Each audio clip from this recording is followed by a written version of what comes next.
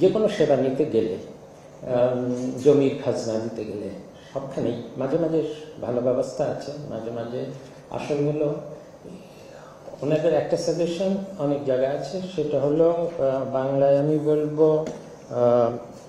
নাগরিক নিরীক্ষা, social audit. Social audit মানে হলো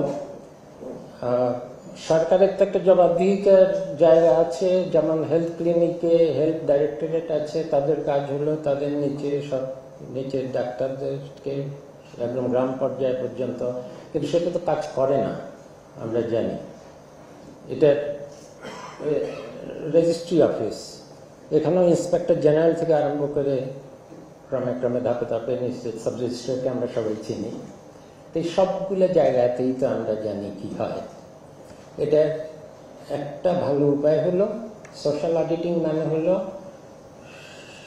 যে কমিউনিটি যারা সেবা নিচ্ছেন সেখানকার মানুষরা, এবং তার সাথে আমরা এখনকার যে সমাজে তরুণ সমাজ, এটা তো ভালো কাজ করতে চায়, এদেরকে যদি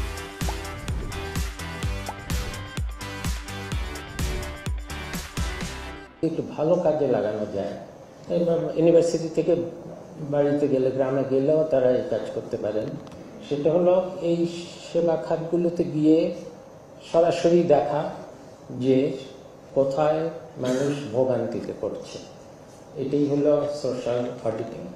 এখন এটা মানেই না যে ছাত্রদেরকে এই ওনারা বলছেন অবশ্য যে citizen groups and youth and citizens group, এখন অত ফর্মালি একদম ছাত্রদেরকে ব্রিগেড বানিয়ে ওখানে নিলে তো ছাত্রদের পড়ালেখার কাজ অসুবিধা হবে, কিন্তু আমি বলছি যে এটা সামাজিক শক্তি হিসাবে ব্যবহার করার জন্য এটা একটা ভালো উপায়।